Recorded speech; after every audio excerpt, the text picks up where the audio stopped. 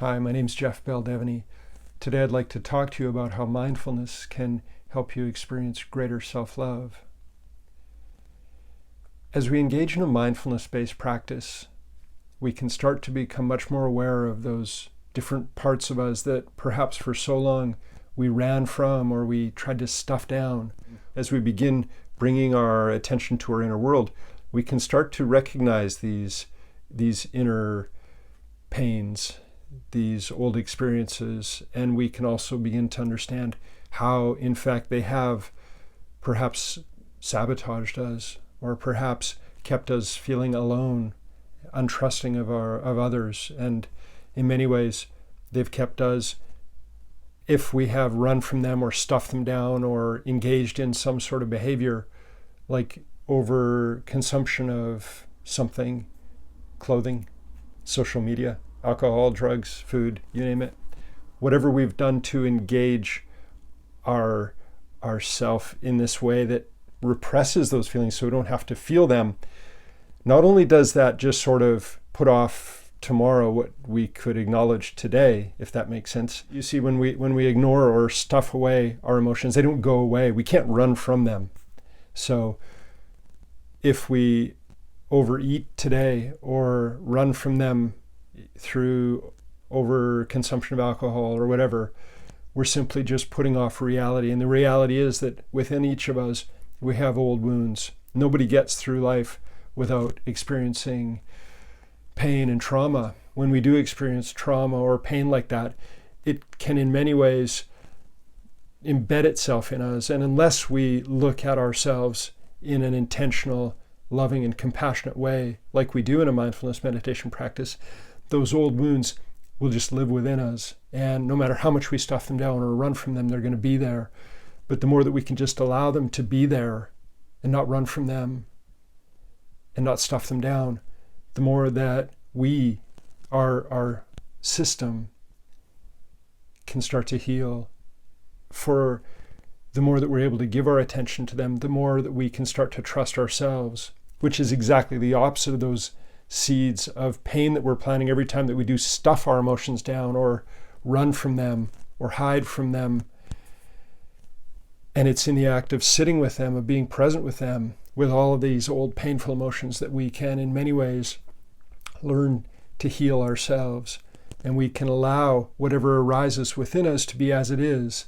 And it's in that act that not only do we plant much more healthy seeds that are going to lead us towards more empowering creative endeavors, more fulfilling relationships, but they're also going to lead us to a place where instead of running from ourselves and ultimately or stuffing down those parts of us, hating ourselves, we're going to run from a place of hating parts of us to a place of loving parts of us, to loving ourselves, which ultimately leads us to a place of much greater inner peace and trust of ourselves, and to a place of greater power. For the more that we are able to bring a degree of presence to whatever we're experiencing within us, we not only allow those parts of us to rejoin our system, if you will, to not feel untrusting of the adult that we are, but we learn to allow those parts of us to heal and to soften. And the more that we do that, those old wounded parts of us, our inner child, if you will start to trust us, and will start to trust that we are going to make decisions that nurture not only our inner child, but our adult self. We're going to start making decisions that enrich our lives, that protect us, that help us get our needs met. And for any of us who've experienced trauma, it's in fact a mindfulness meditation practice that can help us get out of that old loop of avoidance of these parts of us and craving other elements to feel good, because these old wounded parts of us can be so painful that it makes total sense that we would engage in those unconscious behaviors, especially if we didn't have any tools, if we weren't aware of meditation. If we had nothing else, then invariably we would want to avoid all of this discomfort within. Yet once we do have these inner tools of being present with ourselves, of allowing whatever arises to be within us, we can heal ourselves, we can allow our old wounds to express themselves, and we can be there like a parent would be there for a child. And when that child was upset, and we can hold ourselves in that way. And by doing that, not only do we give our inner child a voice, if you will, and help them learn to trust us, but we learn to trust ourselves. We learn to trust that we know something other than hurting ourselves in moments, and that something else is just allowing and being present and being gentle and being kind to ourselves. And the more that we engage in a mindfulness-based practice, the more that we sit with ourselves and allow all of our old past wounds to come up, the ones that we've hated ourselves, that we've engaged in actions that have hurt us, the more that we are able to allow those parts of ourselves to be within us and to give them love, to give them presence.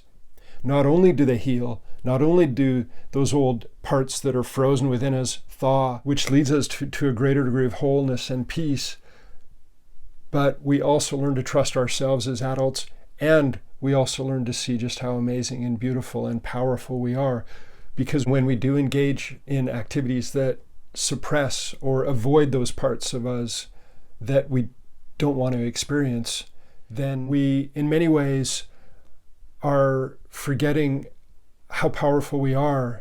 And it's the power of our presence, of our self-love, by giving our attention, our awareness to whatever arises within us, that we can experience true power. And that's the power of love, the power of self-love, the power of, rather than stuffing or running from our emotions, bringing a degree of mindfulness to them. And this can take years to truly get in the habit of learning to let go of those old patterns that, in many ways, before we had a mindfulness practice, that was all that we knew. But the more that we can be present with ourselves, the more that we can extricate ourselves from those old patterns.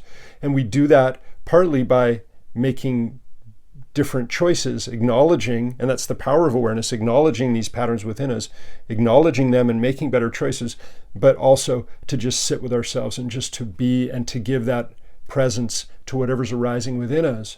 And that affords us another alternative to just cycling through this pain, avoiding or suppressing and staying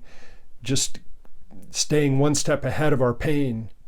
And it's when we decide to walk side by side with it, and ultimately to hold it like a parent would hold a wounded child, and just to be with ourselves no matter what we're feeling, then we'll know that we're making good progress on this inner path, because it's in the act of choosing presence, of choosing love, and not having to engage in unconscious patterns of running from ourselves and suppressing these old emotions, that we can truly know what it means to love. Because the most beautiful and powerful form of love that we can experience is self-love. And that self-love is something that is born of being present with whatever we're experiencing. And it's sitting with all of those negative, challenging parts of us.